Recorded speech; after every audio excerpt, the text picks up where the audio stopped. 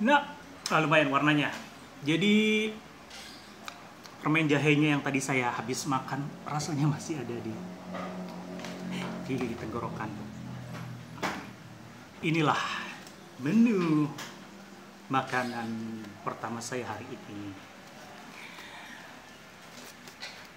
Di aku bilangnya munajat kan? Iya lah bilang munajat. Munajat backpackers yang sekarang nggak ada tamu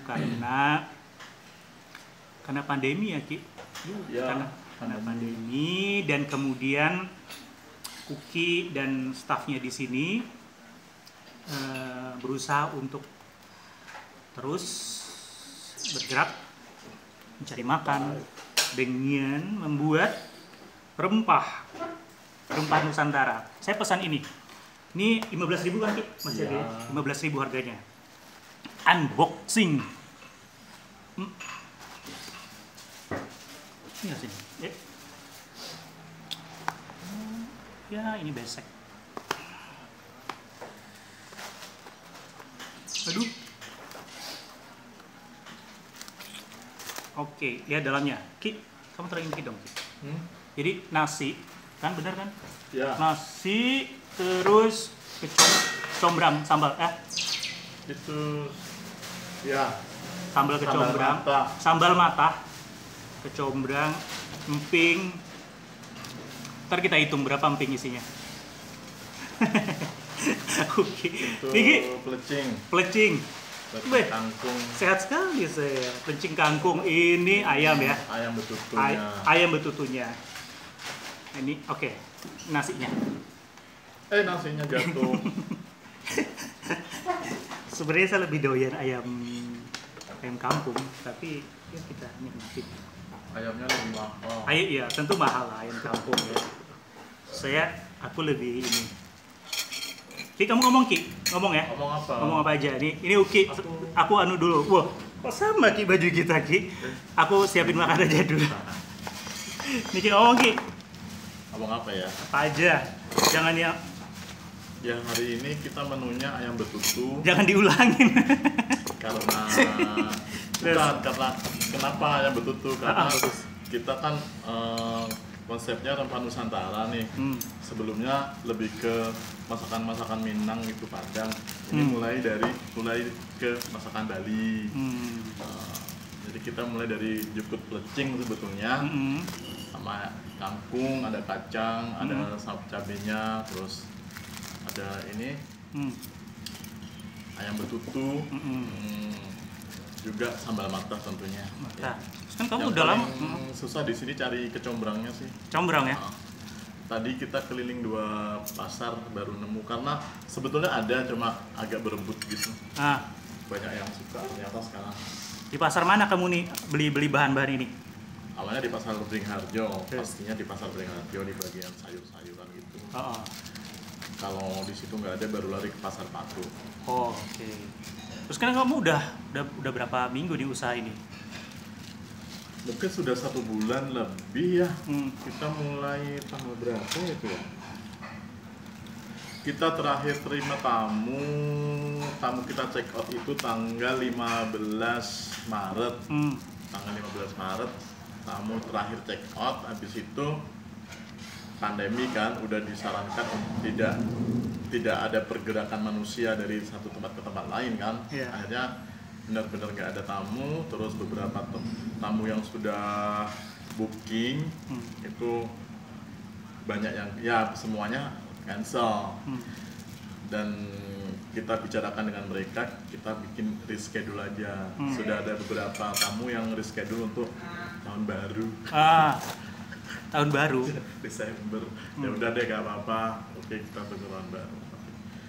Terus kemarin tuh kan Ramadan aku sempat beberapa kali kesini juga kan. Kamu juga kayak berdonasi juga kan untuk orang kan, kamu buat gimana tuh? Ya, jadi awalnya kita kan jualan nggak banyak-banyak ya. Jadi paling kita prepare untuk 10 box lah, 10 besek lah, karena kita pakai besek ya. 10 atau 15 lah gitu biasanya. Tapi kemudian beberapa teman ada bahkan dari Eropa juga ada temen, aku pengen bantu nih, bantu teman-teman atau bantu orang-orang di Jogja yang mungkin butuh makan ya karena ekonomi sedang seperti ini. Enggak, itu malah sebelum bulan Ramadan sudah ada yang pesen gitu. Oke deh, aku transfer uang, kamu masakin, terus kau minta tolong disebarin sekalian. Nah, awal-awal pandemi itu kan banyak orang nyebar makan. Kita Iya. serah dulu Hasan, sambil makan ya.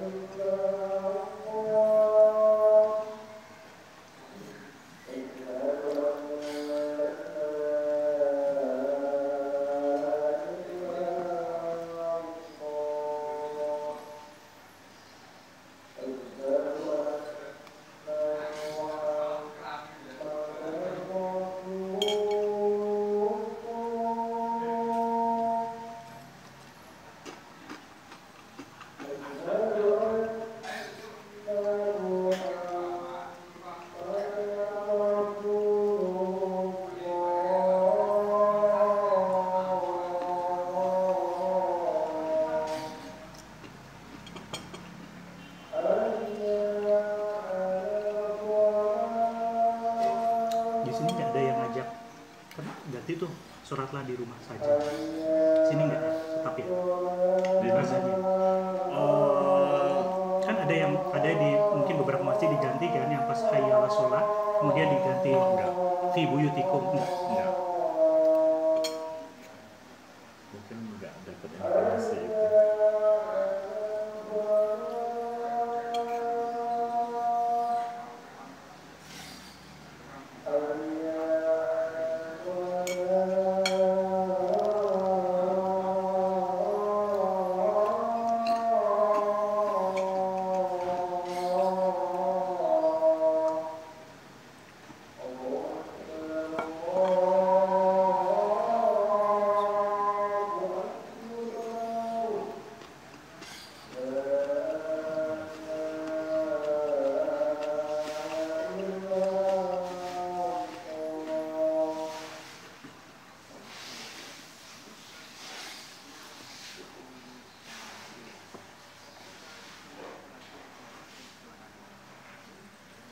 Oke Ki, jadi kemarin kamu selain berjualan juga ya ini kamu ya kamu bebas jawab aja juga, kamu juga berdonasi dengan nasi besek gitu ya.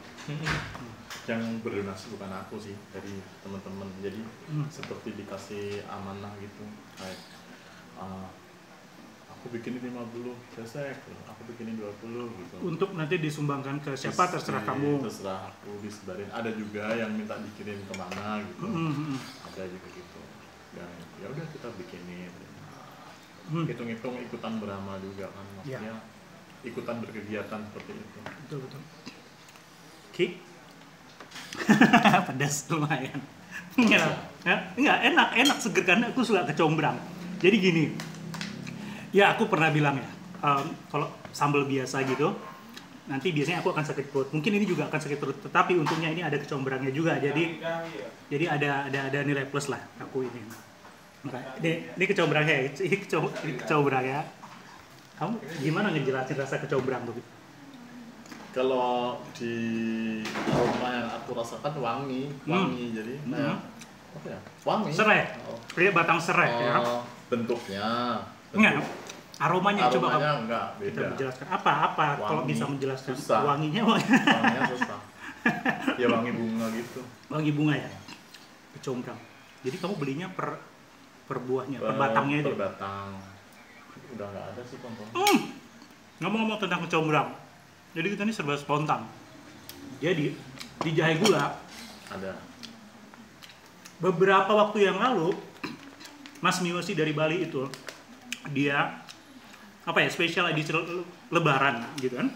Ya beberapa orang yang pesen, kamu kan pernah nyicip kan Jahe Gula kan? Aku ada di Facebookmu. Dia masukin tuh di besek ya kalau nggak salah. Iya. Jadi paketnya ada jahe gula, ada dia kasih kecombrangnya juga minyak jahe kalau nggak salah ya, minyak jahe terus sirup jahe. Nah, itu produknya jahe gula. Produknya jahe gula. Oke Ki, apalagi ya? Pedas. Ki, aku minta minum. Jadi Ki, kemarin itu menu-menu kamu. Kenapa kamu istilahnya bergeser dari menu yang Ramadan kemarin? Kamu perkenalkan masakan Indonesia atau gimana? Pengennya sih nanti berbeda gitu. Belajar ini terus coba kita perkenalkan, belajar yang dari mana gitu. Ini baru dua tempat, baru dua asal. Kayak dari kemarin kan banyak Padang karena udah Dino asalnya Padang, dia sudah lihai masakan Padang. Terus oke deh. Tapi sebenarnya juga beragam juga kemarin ya Ki ya, masakanmu itu ya. Terus ini mulai dari Bali ya, gitu. Kita juga belajar. Bali, kebetulan lagi dari Bali. Ada apa ini? Aku banyak tanya teman-temanku yang asli dari Bali gitu. Untuk buat sambal matah pun mereka beda-beda. Oh oke. Ada yang diremes-remes pakai tangan, ada yang cuma dicampur-campur dengan sendok gitu. Dari beberapa tempatnya itu bisa beda gitu. Masih. Terus plecing juga macam-macam ternyata. Kalau mau ya udah kita ambil satu aja. Mungkin nanti bergeser ke Lombok. Ya. Ini karena aku dulu pernah bilang, Ki, kayaknya kamu cocok deh buka warung makan. Selain usaha ini kan, usaha hotelmu ini. Toh dulu ini Uki yang cerita dulu ini ada bangunan di sini. Dulu hotel lama ya Ki ya. Apa Ki namanya Ki? Lupa Ki. Awalnya namanya Hotel Islam. Dan restoran penginapan dan ruang makan Islam. Dan berdiri sejak tahun 50 dari nenek kakek. Berarti kakekmu ya, kakek nenekmu, dan itu ada restorannya kan? Ada restorannya. Jadi mungkin ini pertanda kamu harus buka restoran juga. Ini enak banget. Yang penting ada dapurnya deh. Dapurnya gitu. Ya. Karena penginapan yang dulu dibuka kakekku memang konsepnya udah seperti backpacker sebetulnya.